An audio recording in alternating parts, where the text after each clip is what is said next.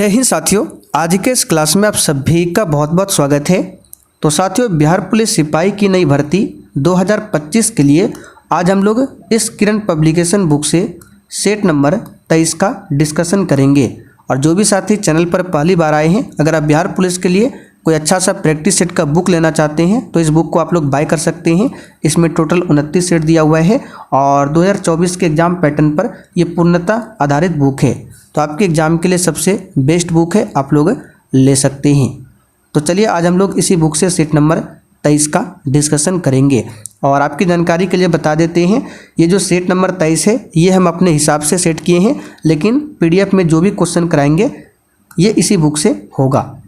तो साथियों, आज का पहला क्वेश्चन देखिए, किस क्रम में अंतःस्थ वर्ण नहीं है। चलिए क्वेश्चन नंबर 1 के लिए आप लोग आंसर बताइए, इन चारों ऑप्शन में से कौन सा अंतःस्थ वर्ण नहीं है। तो देखिए, अंतःस्थ वर्ण की बात करें ये कितने होते हैं, तो सिर्फ 4 होते हैं। कौन कौन सा, तो यहाँ पर देखिए लिख देते हैं, य, र, ल और व। ठीक है, ये 4 क्या है, अंतःस्थ वर्ण है। तो य, र, व, ठीक है, ये तीनों यहाँ पर देखिए ऑप्शन में दिया है अंतःस्थ वर्ण है, जबकि ह जो है ये अंतःस्थ वर्ण नहीं है। ये क्या है, तो ये आपका ऊष्म व्यंजन है। क्या है, ऊष्म व्यंजन। तो इस क्वेश्चन को अभी याद कर लीजिए, अंतःस्थ वर्ण कितने होते हैं, 4। पूछ सकता है कौन कौन, य, र, ल और व। ह क्या है, ऊष्म व्यंजन है, ध्यान रखिएगा। ठीक है, अंतःस्थ वर्ण को अर्ध स्वर भी बोला जाता है। क्या बोला जाता है, इसे अर्ध स्वर भी बोला जाता है। दूसरा क्वेश्चन देखिए, चकल्लस शब्द किस रूप में है। तो इसका सही जवाब है ये देशज शब्द है। चकल्लस जो है देसी शब्द है, ध्यान रखिएगा। देशज शब्द की उत्पत्ति का पता नहीं चलता है, ये अपने ही देश में बोलचाल से बनते हैं। ठीक है, तो ये देशज शब्द है चकल्लस। तीसरा क्वेश्चन देखिए, किस क्रम में परिमाण बोधक विशेषण है। चलिए बहुत ही शानदार क्वेश्चन है, बताइए इसका आंसर क्या होगा। और देखिए, जिसने अभी तक सेशन को लाइक नहीं किया है, आपसे रिक्वेस्ट है आप लोग सेशन को साथ में लाइक करते हुए चलिए। तो यहाँ पर देखिए ऑप्शन ए की बात करें, आज मैंने अधिक केले खा लिए। तो यहाँ पर देख सकते हैं अधिक। डी ऑप्शन देखिए, सोहन 5 केले खा गया। यहाँ पर क्या है, 5, तो अधिक 5 ये संख्या को बता रहा है, इसलिए क्या है, संख्यावाचक विशेषण है। तो ए और डी तो आपका होगा नहीं। तो बचा आपका क्या, मोहन 2 किलो दूध पी गया और उस पुस्तक को पढ़ो। तो बताइए किसमें परिमाण है, परिमाण यानी कि मात्रा। तो यहाँ पर देख सकते हैं किलोग्राम है, 2 किलो, 3 लीटर, 4 लीटर, ठीक है, 2 मीटर, ये सभी क्या है, परिमाण है। इसका मतलब सी ऑप्शन जो है ये परिमाण बोधक विशेषण है, ध्यान रखिएगा। तो यहाँ पर आंसर हमारा क्या हो जाएगा, सी ऑप्शन। कौन सा क्रम सही नहीं है। चलिए बताइए क्वेश्चन 4 के लिए आंसर, कौन सा क्रम सही नहीं है।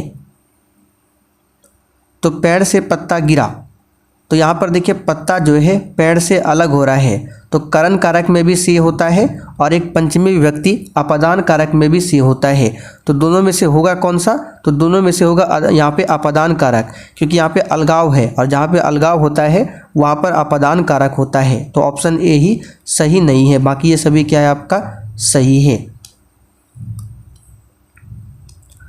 अगला क्वेश्चन, निम्नलिखित अंग्रेजी वाक्य का हिंदी में अनुवाद करें। यहाँ पर देखिए दिया हुआ है, I hope to set a new record in swimming. तो यहाँ पर देखिए होप का मतलब क्या होता है, होप का मतलब होता है आशा, उम्मीद। तो देखिए तैराकी में एक नया रिकॉर्ड स्थापित करूँगा, मुझे तैराकी में एक नया रिकॉर्ड स्थापित करने की उम्मीद है। तैराकी में एक रिकॉर्ड स्थापित करने की उम्मीद थी, यहाँ पर देखिए थी तो होगा नहीं, ठीक है, क्योंकि वाज का प्रयोग ना तो हेड का प्रयोग कहीं पे हुआ है। तैराकी में एक नया रिकॉर्ड स्थापित हो गया, ये भी नहीं होगा, ये भी नहीं होगा, क्योंकि दोनों में उम्मीद और आशा कुछ भी लिखा हुआ नहीं है। तो बचा बी और सी। तो बी और सी में जो आंसर आपका होगा कौन सा होगा, बी ऑप्शन। ठीक है, मुझे तैराकी में एक नया रिकॉर्ड स्थापित करने की उम्मीद है। निम्नलिखित में से किनको संवैधानिक स्थिति प्राप्त है। चलिए क्वेश्चन 6 के लिए आप लोग आंसर बताइए। संवैधानिक स्थिति का मतलब जिसका उल्लेख संविधान में किया गया है, आपको बताना है कौन कौन सा है। तो यहाँ पे देखिए वित्त आयोग का उल्लेख आर्टिकल 280 में है, तो इसका उल्लेख तो मिलता है। चुनाव आयोग का भी उल्लेख मिलता है, आर्टिकल 324 के तहत इसका गठन किया जाता है। बाकी योजना आयोग और राष्ट्रीय विकास परिषद, इसका उल्लेख संविधान में नहीं है। तो आंसर हमारा क्या होगा, ए और सी। देख सकते हैं ऑप्शन ए में ही दिया हुआ है, ए और सी। ठीक है। योजना आयोग का गठन कब हुआ था, तो याद रखिएगा 15 मार्च 1950 को। और जिस समय इसकी स्थापना हुई थी तो उस समय इसका हेड कौन था, तो आपको बता देते, योजना आयोग का जो अध्यक्ष होता है प्रधानमंत्री होता है। और उस समय प्रधानमंत्री कौन था, 50 के दशक में पंडित जवाहरलाल नेहरू। तो योजना आयोग का अध्यक्ष कौन हो जाएगा, पंडित जवाहरलाल नेहरू। वर्तमान में इसके स्थान पर क्या है, नीति आयोग है, जिसकी स्थापना 1 जनवरी 2015 को किया गया। चलिए आगे बढ़ते, क्वेश्चन 7वां। भारत के राष्ट्रपति के चुनाव में जीतने वाले प्रत्याशी को प्राप्त करने चाहिए।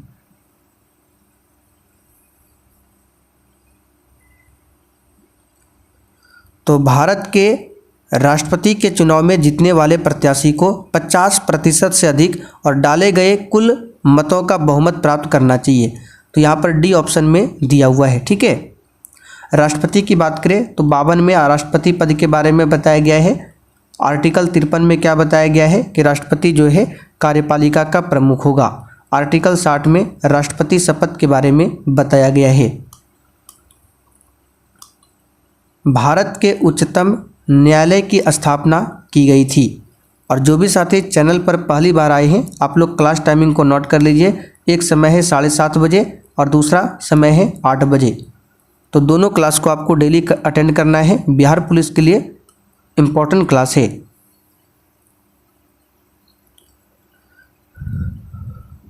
तो देखिए जब 1950 में नया संविधान अंगीकार किया गया था, तब उच्चतम न्यायालय में केवल 8 न्यायाधीश थे। कितने न्यायाधीश थे, 8 न्यायाधीश थे। तो यहाँ पर उच्चतम न्यायालय यानी सुप्रीम कोर्ट की बात की जा रही है। तो जिस समय स्थापना हुआ था उस समय 8 न्यायाधीश थे। वर्तमान में कितने हैं, तो 34 जज है वर्तमान में उच्चतम न्यायालय में। ठीक है। 33 जज है और 1 मुख्य न्यायाधीश है। तो इसकी स्थापना किया गया था संविधान के द्वारा। ए ऑप्शन आपका सही है। निम्नलिखित में से कौन हैंगिंग गार्डन ऑफ बेबीलोन की प्राचीन सभ्यता से संबंधित है।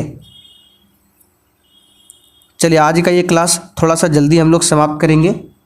इसका आंसर हो जाएगा मेसोपोटामिया संबंधित है। चलिए आगे देखिए, नोबेल पुरस्कार से सम्मानित भारतीय श्री अमर्त्य सेन किस विषय के विशेषज्ञ हैं।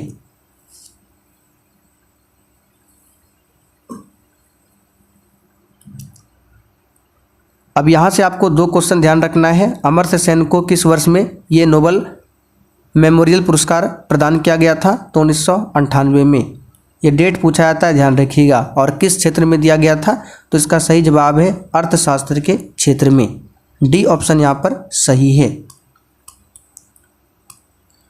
1972 में शिमला समझौते पर हस्ताक्षर करने वाले पाकिस्तान के प्रधानमंत्री का नाम क्या है।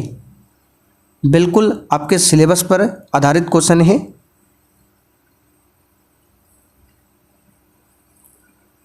तो शिमला समझौता 1972 में हुआ था। ठीक है। पाकिस्तान के प्रधानमंत्री थे उस समय जुल्फिकार अली भुट्टो और भारत के प्रधानमंत्री इंदिरा गांधी। तो यहाँ पर इसका आंसर हो जाएगा सी ऑप्शन, ZA भुट्टो यानी जुल्फिकार अली भुट्टो। ठीक है। चलिए आगे बढ़ते हैं।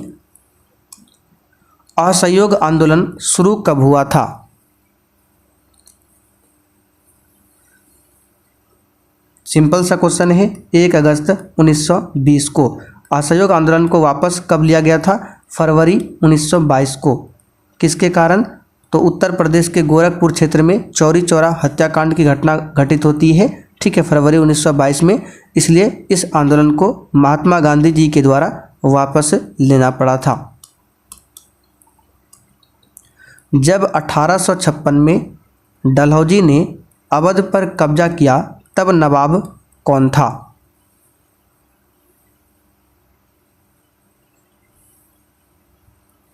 चलिए बताइए।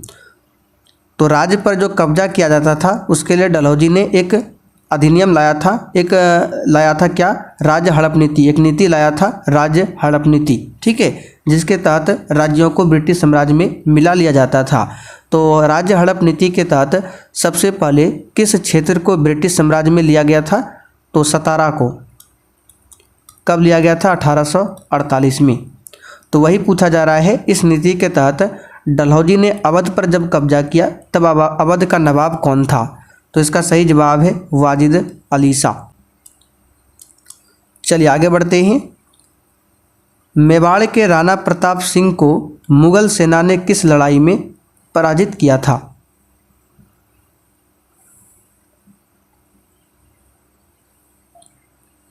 इसका आंसर हो जाएगा हल्दी घाटी का युद्ध। मेवाड़ के राणा प्रताप सिंह को मुगल सम्राट अकबर ने 1576 में, ठीक है, हल्दी घाटी युद्ध में पराजित कर दिया था। तो याद रखिएगा आंसर क्या होगा, हल्दी घाटी। जून के महीने में मानसून का फटना वर्षा लाता है। और साथियों सेशन खत्म होते ही इसका पीडीएफ आपको मिल जाएगा आंसर के साथ में, ठीक है। तो उसका फिर से आपको प्रैक्टिस करना है और क्लास में जो भी एक्स्ट्रा क्वेश्चन बताते हैं उसको ध्यान से सुनिएगा। तो इसका सही जवाब हो जाएगा जून के महीने में मानसून के फटने से केरल और तमिलनाडु के दक्षिणी तट में वर्षा होती है। केरल, तमिलनाडु, दक्षिणी तट। हिमालय में 3600 मीटर से ऊपर एक विशिष्ट प्राकृतिक वनस्पति है, उसका नाम क्या है आपको बताना है।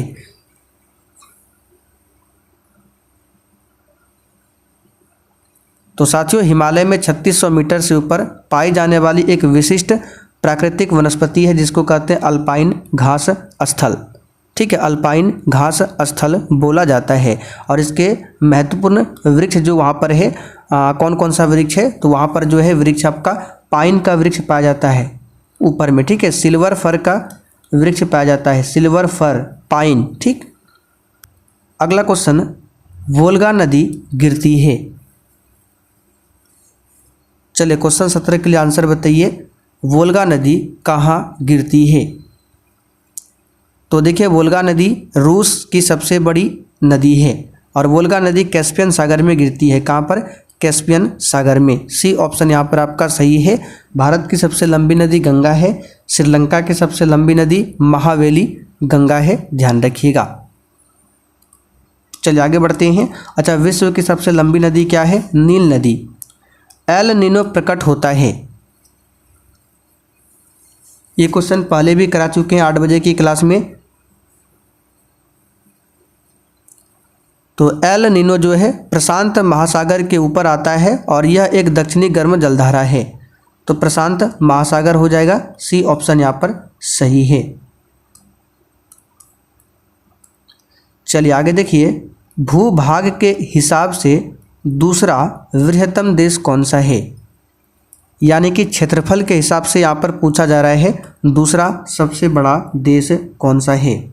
तो क्षेत्रफल के हिसाब से सबसे बड़ा देश हो जाएगा पहले स्थान पर रूस, ठीक है, दूसरे स्थान पर कनाडा, तीसरे स्थान पर क्या आएगा, तीसरे स्थान पर चाइना, चौथे स्थान पर यूएसए यानी कि अमेरिका, पांचवें स्थान पर ब्राज़ील, क्रम याद रखिएगा। छठे स्थान पर कौन आएगा, तो छठे स्थान पर ऑस्ट्रेलिया और सातवें स्थान पर अपना भारत। तो दूसरे स्थान पर पूछा गया है तो क्या होगा, कनाडा। देख सकते हैं डी ऑप्शन में दिया है। कनाडा की राजधानी कहाँ पर है, ओटावा। रूस की राजधानी मॉस्को। यूएसए की राजधानी कहाँ पर है, आप लोग कमेंट करके बताइए। ऑस्ट्रेलिया की राजधानी कैनबरा, यूएसए की राजधानी वाशिंगटन डीसी, ठीक है। निम्नलिखित झीलों में से कौन सी बिहार में स्थित है, ये क्वेश्चन पिछली बार भी पूछा गया था बिहार पुलिस में। तो ये है अनुपम झील, ठीक है। अनुपम झील बिहार के कैमूर जिला में है। कहाँ पर है, डिस्ट्रिक्ट का नाम भी पूछा जाता है, कहाँ पर है, कैमूर जिला में, ठीक है। चलिए, भारत में पहला नगर निगम कहाँ पर स्थापित हुआ था।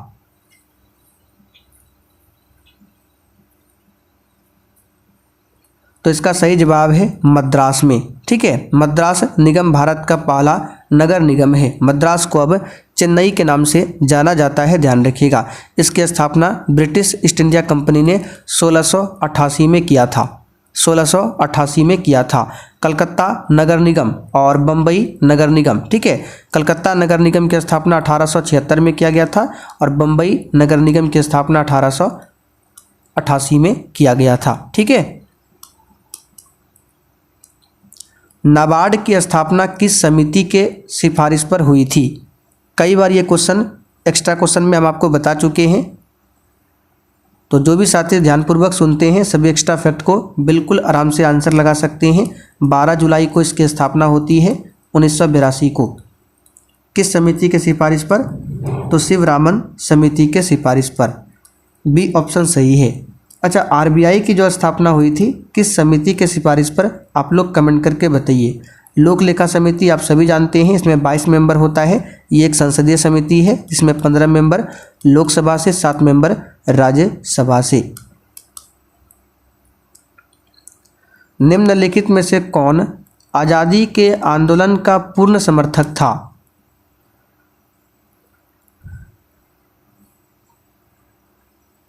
आंसर है, बताइए इसका क्या होगा? घनश्याम दास बिड़ला स्वतंत्रता आंदोलन के पूर्ण समर्थक थे, ठीक है। और ये जो है हरिजन सेवक संघ की जो स्थापना हुई थी उसके अध्यक्ष भी रहे थे। द्रोणाचार्य पुरस्कार उस व्यक्ति को दिया जाता है जो संबंधित है।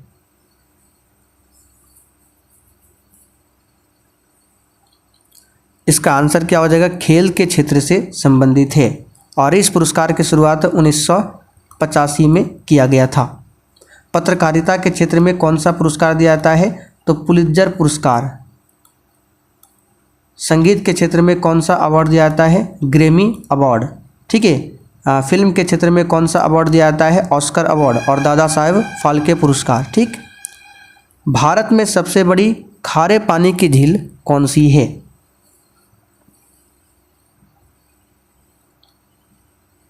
आंसर है चिल्का झील। भारत की सबसे बड़ी तटीय झील है और ये उड़ीसा में स्थित है, ठीक है। ये खारे पानी की एक लैगून झील है, ध्यान रखिएगा। और यहाँ पर नौसेना का प्रशिक्षण केंद्र भी स्थित है चिल्का झील में। ये ऑप्शन सही है।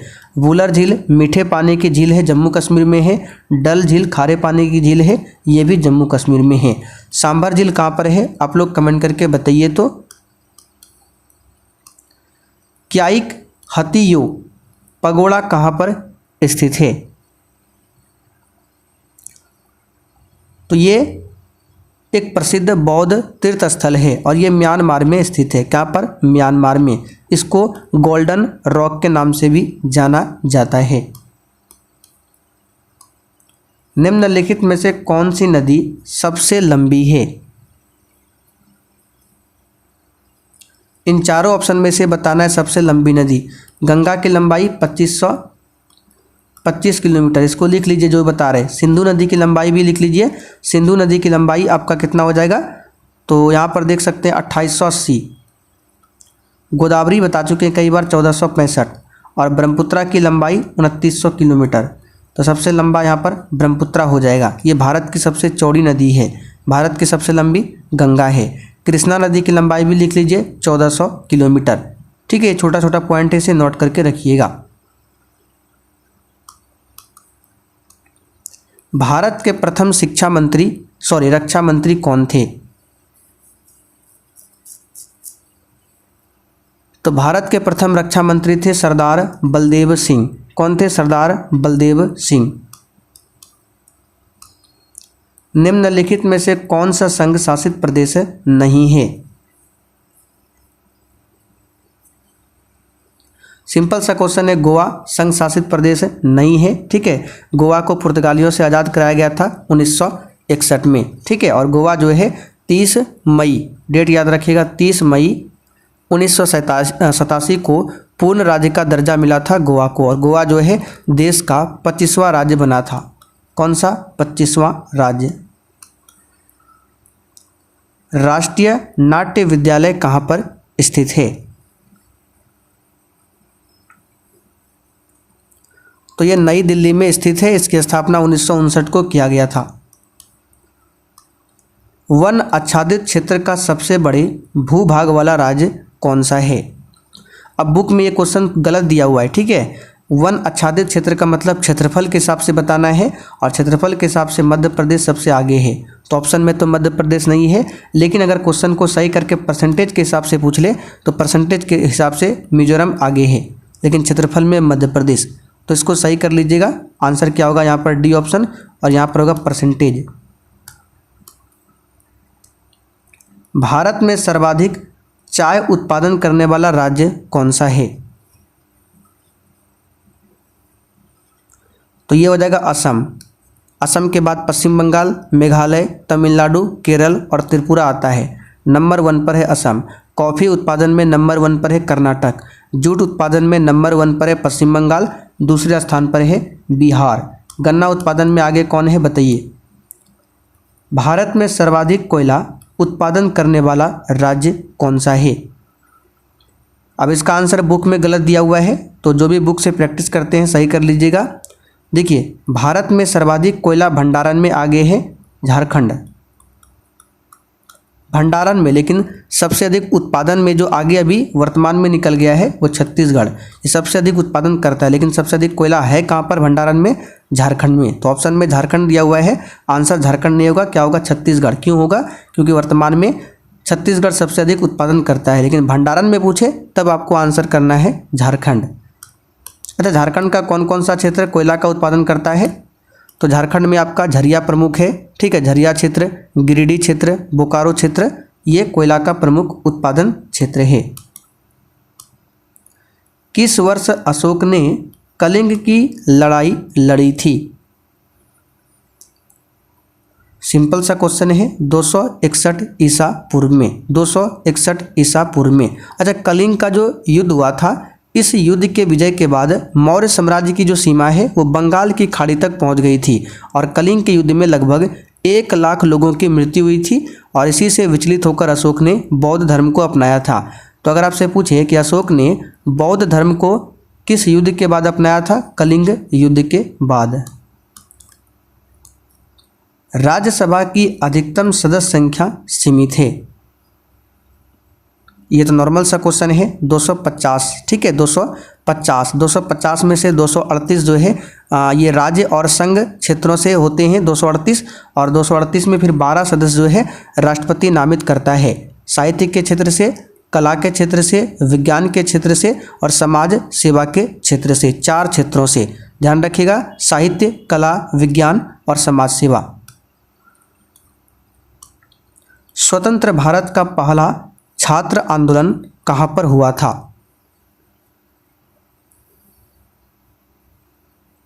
आंसर है बिहार के पटना में हुआ था 1955 में। संविधान की 8वीं अनुसूची में निम्नलिखित में से कौन सी भाषा सूचीबद्ध नहीं है। आंसर है अंग्रेजी।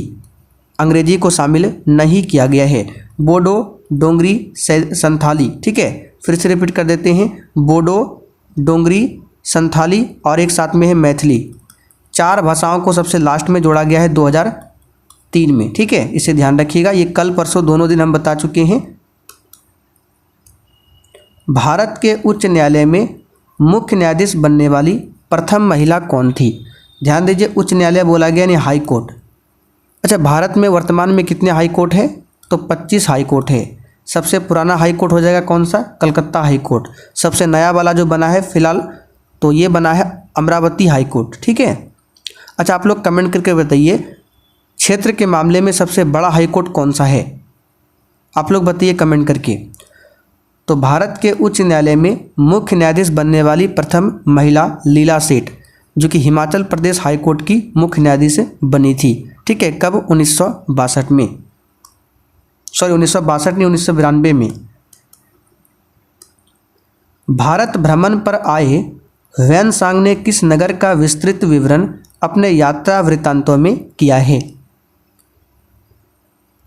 तो ह्वेनसांग हर्षवर्धन के समय में भारत आया था, और उसने नगर के प्रसिद्ध विहारों और स्तूपों की यात्रा की। इसके विवरण से पाटलिपुत्र के विनाश की स्थिति का पता चलता है। पाटलिपुत्र यानी पटना। आखिरी क्वेश्चन, सत्य की खोज में बुद्ध को किस स्थान पर पीपल के वृक्ष के नीचे ज्ञान प्राप्त हुआ था? सिंपल सा क्वेश्चन है, बोध गया में। कहाँ पर? बोध गया में। बी ऑप्शन सही है। भगवान बुद्ध की मृत्यु कहाँ पर हुई थी? आप लोग कमेंट करके बताइए, ठीक है। तो चलिए आज का सेट आपका यहीं पर कंप्लीट होता है। अब जिनको भी बिहार पुलिस का बैच चाहिए या फिर क्लास का नोट्स चाहिए या फिर वन लाइनर जीके चाहिए, क्वेश्चन बैंक चाहिए, कुछ भी चाहिए, ये हमारा व्हाट्सअप नंबर है 9631887058। इस पर मैसेज करके जानकारी ले सकते हैं।